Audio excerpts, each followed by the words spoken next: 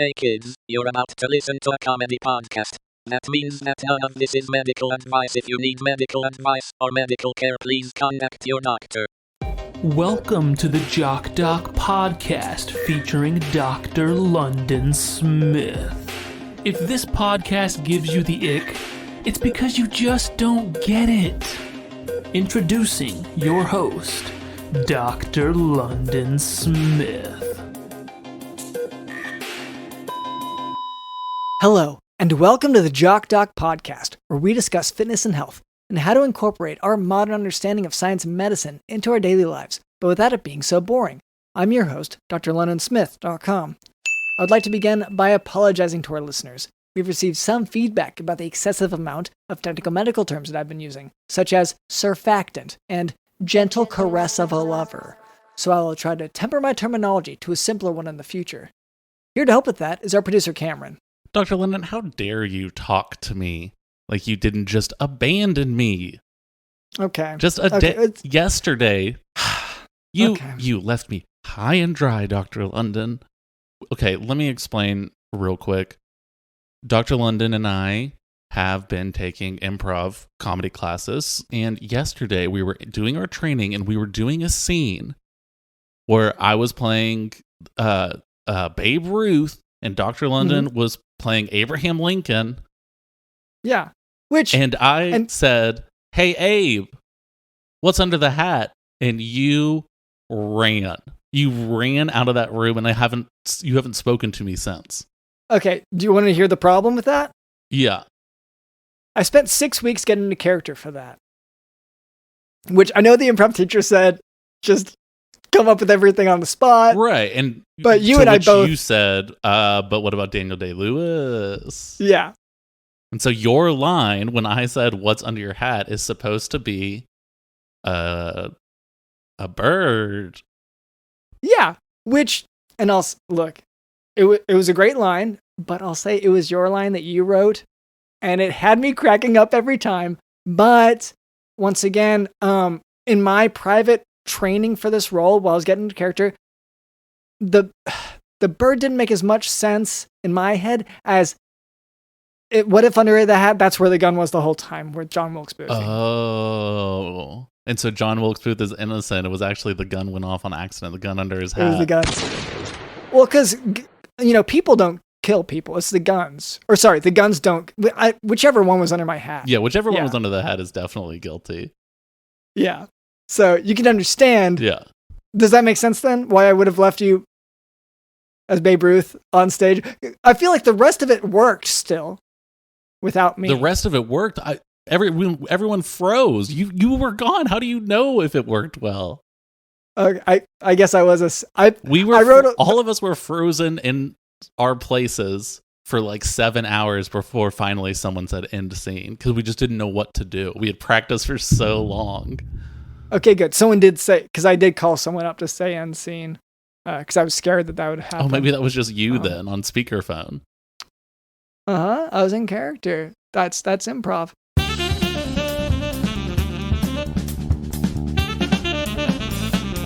All right.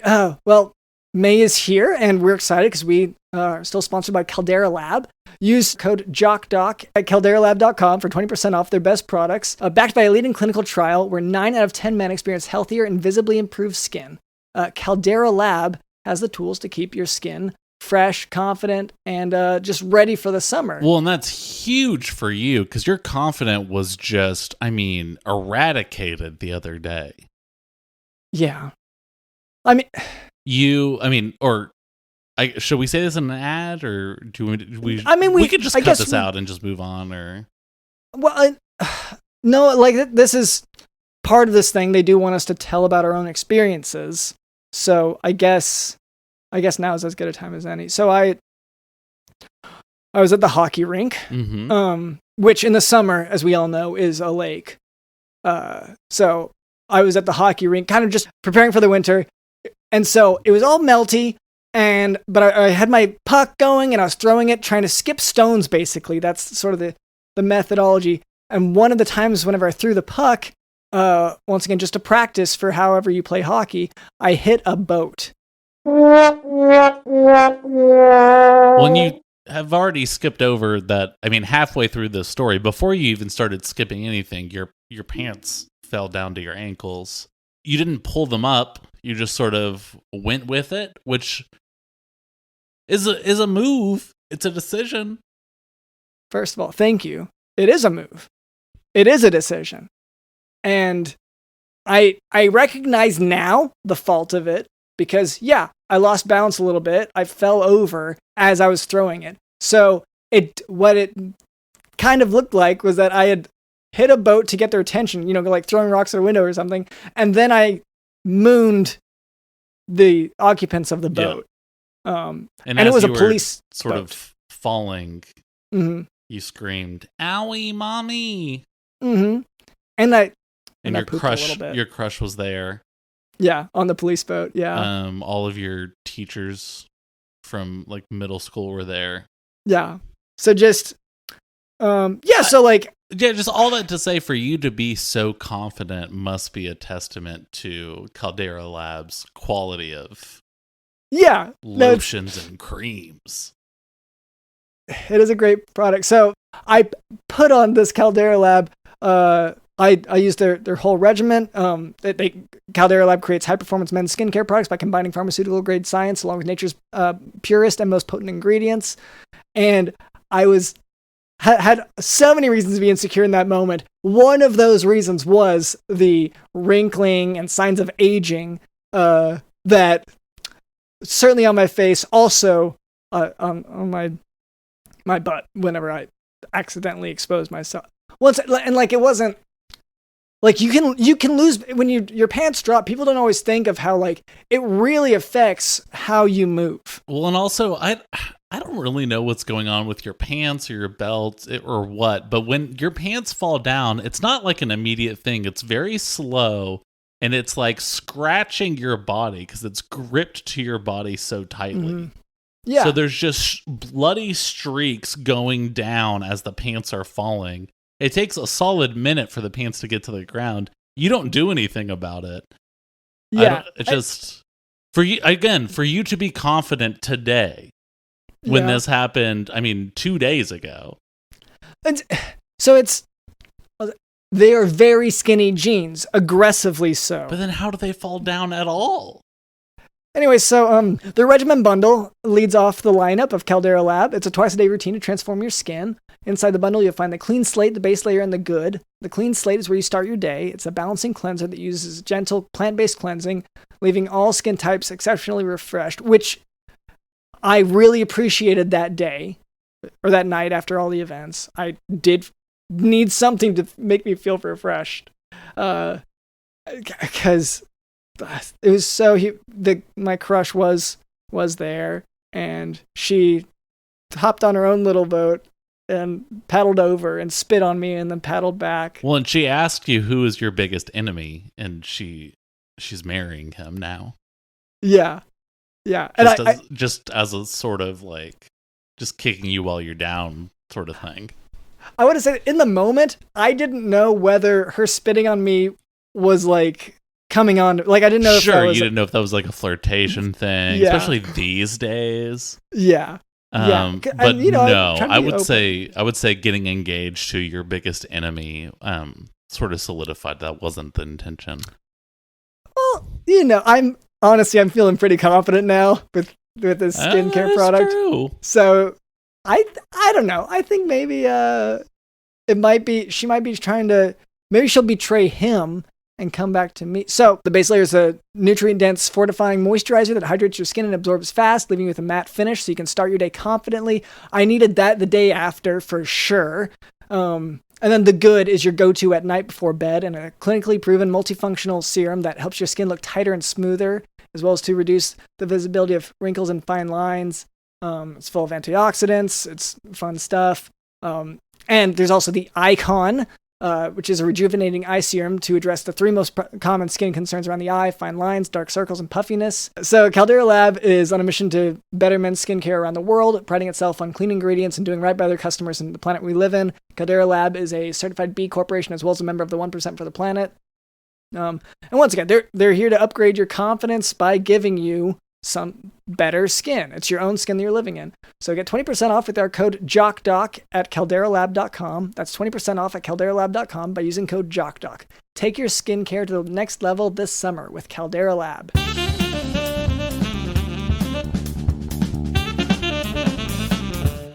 Anyway, so that's our producer, Cameron. Also with us is Digital in the House.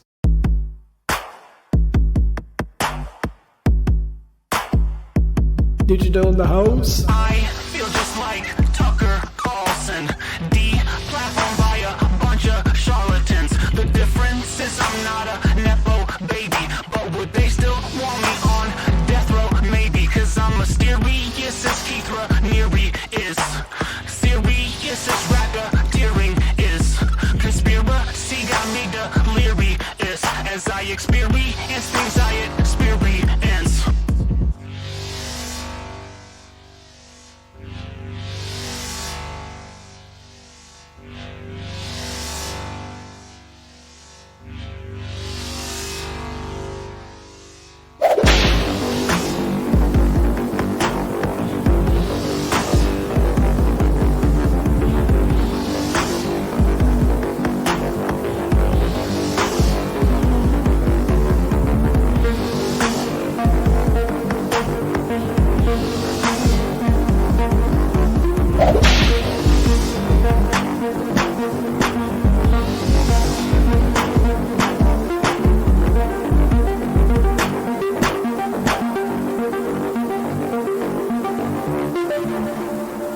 Before we move on, I would like to address a bit of listener feedback. For a long time, our listener demographic was primarily composed of Dale's mom's stepkids. However, in our efforts to cater to them, and they were pretty demanding. They wanted orange slices and crackers and stuff and cheese. But we found that as we catered to them, we were neglecting the many bot accounts that download our podcast. So, Cameron, could you ask the electric switchblade for the listener feedback? Sure, Dr. London. Dear hosts of the Jock podcast, you guys stink. I can tell you guys smell by the way you dress and the way you look. What's the deal? Why won't you clean yourselves? What's with humans and their inability to not look like they stink? Love, a concerned robot. Well, okay, so it is out of love. That's good to know. And concern. It's out of love, but the concern is a description of the robot, so it's not necessarily specific to us. But as for the rest, so we wear sweatpants and sweatshirts and sweat hats for the show. So, that's kind of the theme we have. I'm not sure. It's sweaty and stinky. Oh, yeah, I guess that's true. I mean, you and I definitely give off crust punk vibes. I think when people see us, they're like, oh yeah, these are sort of like crust punks. These are people who are hanging out in alleys and chain smoking and, kind of dirty, they've got dreadlocks and there's kind of all messed up. You're going to Burning Man. And that is the vibe we get off is, we stink to high hell. Yeah. And they make it sound, once again, it's with love. I get that there's a loving aspect to this criticism, but I feel like they just don't understand. And maybe if you just listen to the show more, because sure, if I point at something, crust will fall from my arm. Yeah. That's dirt and grime will run down. If I were to run my fingers through my hair, the hair would be removed with it because it's just matted chunks. Yeah. And so I guess we save, I don't know if people realize this, but the more water you use, the less water there is for other things. Yeah, and you're not even supposed to use shampoo and soap because it takes away oils you need. Mm-hmm. Yeah. Instead, we usually, whatever oils don't remain in our bodies, we bottle it. And that's actually for sale on our Patreon. Well, so thank you for that question. We appreciate that. And thank you for listening. Now for today's medical topic, partial seizure. A seizure is a burst of uncontrolled electrical activity between brain cells, and a partial seizure is one originating from one side of the brain, which that tends to manifest in only an arm or a leg seizing. So, after complex partial seizure, which is when the patient loses consciousness during the seizure, that's what makes it complex, patients may have what is known as a post-ictal state, which is a 5 to 30 minute period in which patients will typically experience some degree of confusion. And you've probably seen this on TikTok or whatever, like, oh, what is your ick? What gives you the ick? And this is what it's referring to. It's sort of like, what is the small thing, maybe in a partner or a crush, that they could do that would cause you to have a partial seizure? Yeah, or at least the state following. Oh yeah, sorry, the ick would be this. Yeah, that's right, because post-ictal. Correct, sorry. This goes to show why Cameron is so much more connected to, just the community that we are living in. So there are many causes of partial seizures, including significant electrolyte imbalances, drugs or drug withdrawals, central nervous system infections or abnormalities, and a wide range of other instigators. If given... Well, yeah. Well, I mean, really, the ick can be anything. Like, it can be you did a dance move wrong, and, your girlfriend's like, ew. Or maybe your girlfriend sneezes in a weird way, and you're just like, you just can't look at them the same anymore. It can be anything. And it's okay. You have to have a girlfriend for this to work, for the TikTok trend to happen? Is that part of it? I mean, I think you could get the ick with anyone. I think, like, let's say you're in class and teacher gets a booger stuck in his chin. That would give me the ick, and I would never be able to respect or like my teacher again. Yeah, I couldn't date them at all. No. Okay. Or see them as human. I now see them as sort of cattle that can be herded. And for you, that's a big, like, a red flag dating-wise, if they seem like cattle to be herded. Oh, yeah, I hate that. Okay. Grow up. Right. So if a given cause of seizure cannot be found, these seizures of unclear etiology are called epilepsy. But as soon as the cause is found, it is no longer considered epilepsy. To treat partial seizures, you try to find the cause by testing for those abnormalities, then treating them. Anti-epileptic drugs are not needed after a single seizure unless they have an abnormal EEG or a lesion on CT scan, a family history of seizures, an uncorrectable cause of seizures such as stroke, tumor, or anatomical brain defect, or if they present with status epilepticus, which is when a seizure lasts longer than 5 minutes.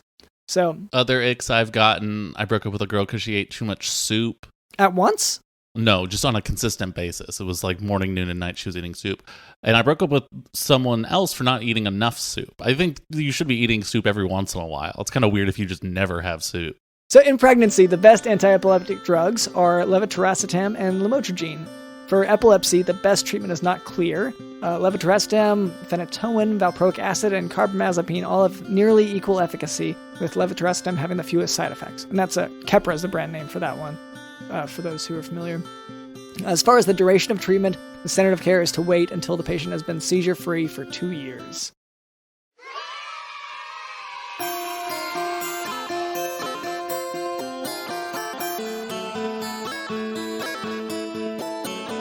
I think this is as good a time as any to kind of get into, we're getting this summer. So, how do we deal with summer? Well, we try to leave. That's the main objective of summer, is to not be wherever you are. You cannot be where you are supposed to be in the summer. Doesn't matter what your finances look like. Doesn't matter if you have a job or school or whatever. You have to travel during the summer. That's a requirement. And I'll say, some people say it's very classist or whatever for the government to put this mandate on us. Yeah, but it's, we all worship capitalism, and that's the way of it. I can't stop that. Well, and we elected Mr. President. So we're going to complain now just because Mr. President, gives us a bedtime and tells us we have to leave every once in a while. That's part of it. And just because the president also once again mandated these hunting parties to try to take down the sun, and has said the sun is a curse upon the land. That's why I voted for Mr. President. Yeah. As far as, I get that politics moves slowly, Congress, whatever, they can take forever. But, over time, I think the policies put in place now will result in the sun being destroyed soon. I think, I hope so. I mean, I think we're definitely moving in the right direction. We see progress. It might take generations for something to fully eradicate the sun. Absolutely. Yeah. But we're seeing the first steps of just sort of blowing it up, and I think people have thrown some bombs in there. I think one guy shot at it with a sniper rifle or a rocket launcher. I don't remember which one. The sun is 1,000 miles away, Dr. London. It's way up there. I don't know if it's that Okay, maybe I don't have the exact number, but it's about 1,000 miles away. Yes. Like it hurts my eyes if I look at it. So like I have to assume it's pretty close. Nothing hurts my eyes like that. This episode is about travel. This is the Jock Doc summer travel tip episode. So on that note, things to hate and despise when you travel. Let's get the bad stuff out of the way first. So first thing that you're gonna hate and you're gonna be a sourpuss about is the shoes that they require you to wear on the plane. You show up to the airport and they say, "Sir, whatever you have on your feet is not acceptable footwear. Please wear these like little booties or whatever." Yes, this is what's bad about traveling, but you gotta look at the positives. So yes, it's frustrating that, for me, I lost the garbage that was wrapped around my feet. But when the airport gives you these fun little booties, those are free. You get to take those home. Mm-hmm. Yeah. We should talk about maybe some of the stuff we love about travel, Dr. London. I've got one. Oh, yes. I love that people travel when it's hot outside. There's nothing more fun than walking miles a day in a city you don't know while it's also uncomfortable and you're sweating so much, and it's the perfect time to just sweat all over yourself and see sights. Yeah. Because people say like, oh, wow, it's summer. It's getting so hot. Let's get away. And usually it's get away to an island where it's near the equator, so the UV index is higher. It's easier to burn your skin. And it's so good. Dr. London, honestly, the people who are like, oh, let me get away, let me go to the beach because it's summer. Hello, I'm sorry, but you need to go to a country where you are not cooled off by water. Go to the Middle East or something and then look at all the artifacts when it's really, really hot outside. Mm-hmm. Yep. And that's a travel tip from us. Go to a place that, where it's too hot, the water's not safe to drink, and where you will be approached a lot by the wrong people and completely ignored by the right people. That's a travel tip from me. Here's a travel tip. In most countries, dogs are currency. And so when you see tons of stray dogs running around, it's like seeing like just $1 bills just flying in the air. It's like being in the win Ben Stein's money dollar bill wind tunnel thing where you're just trying to grab it. But it's with dogs. Grab some dogs. And that's, you know what? You can start that if you want to be smart. You start that in the airport on the plane. You grab the nearest dog. In my case, you try to make a run for it, but it's, but then you end up kind of just being the person in a wheelchair fighting with someone, and holding their dog. You don't know this because again, you can't really move around the plane freely.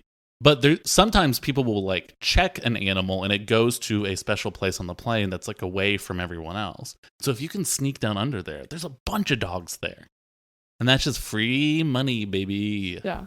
And could we go through, because people always wonder about this, especially if they go to a place with foreign currency, how do you exchange that foreign currency of dog for real money, which is popsicles? And typically the way, I guess it's open up to interpretation, like how do I make this conversion? For me, I usually just point, I take the dogs that I have, and I just point, and then I say, attack.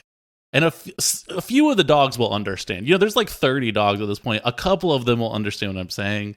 And then they will attack a guy unless he gives me all his popsicle sticks. And that's the trade-off. And I'll even leave a dog for him as a tip. Usually the dog that was, trying to attack him. And that's important to note because, in the United States, it's customary often to tip like 20% or so. Yeah. It's depending on the country you go to, that is a cultural thing. You still have to tip. And it obviously depends. Cameron's obviously traveled more. He knows where to set the attack dogs on people to tip them. But that's a part of travel and a part of understanding a new culture. And it's really fascinating, honestly, to see where the differences are. No, Dr. London, traveling can be not just scary, but it can be unsafe sometimes. So we should talk about some safety tips when traveling. Yeah. Okay. I mean, I have one off the top of my head. Yeah. So when traveling and, you're in unfamiliar surroundings, what you want to do is go to the nearest pub crawl or bar hop, especially if it's there are a lot of students studying abroad. That's where to party, and because you want safety in numbers, right? So the only sort of small difficult issue is you do have to drink to keep up. Sure.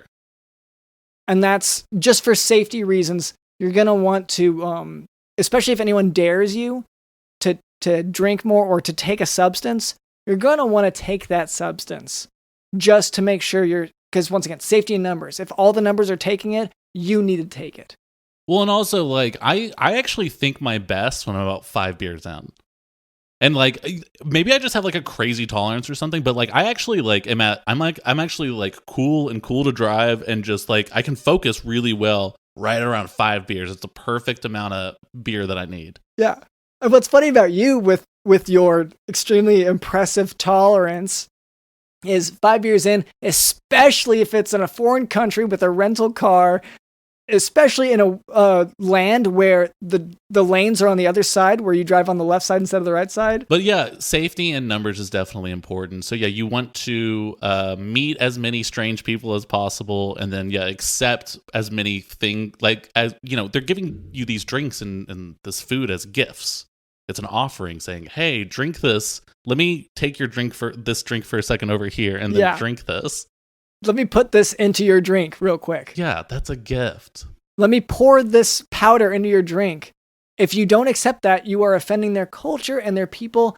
And you have to think back to, well, in World War II, did the Americans do something to these people, or did whichever country you're from? And usually if you don't accept this drink, then you're actually attacking them again with the Normandy or Pearl Harbor or whatever. With the travel in numbers idea, one thing to keep in mind is you can always look out for a flash mob. If you're ever in, like, a train station or a big city or something like that, and you see a guy and maybe he's dressed like a clown, and he's doing balloon animals, and then suddenly you hear some music and he goes do do do, and he starts dancing, and then this businessman who's walking by, "I'm just a businessman, I'm just hanging out." He starts feeling it too, and they start dancing in sync, and then all these other people start dancing in sync. You can hang out with these people, and you won't get mugged if you just sort of get lost in the unless the mugger also gets lost in the flash mob, because then that would be really easy to be mugged, because no one's really paying attention to you.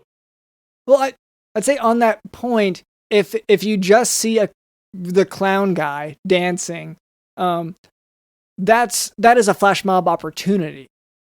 I'd say on vacation, you want to walk up and then you start imitating them, and imitate them in every way. If they have a hat out or a box or something that there's a few dollars in it, you put down your own. They love this. You put down your own. You throw a couple dollars in yours, or whatever local currency, however many dogs they have in theirs, and then you copy their movements. They're gonna start looking at you, eyeing you, and they'll look a little upset. That's part of the character. That's part of the flash mob. And so flash mobs can just be two people. And that's kind of the beauty of travel. Yeah. Dr. London, you mentioned studying abroad, which this is a subject I know nothing about, but you know a lot about because you actually studied in Arkansas. Yeah. It's and it was a long walk, but I, trudged through the blizzard and the snow. If people don't know, Arkansas is super up north from the places that are south of it. Yes.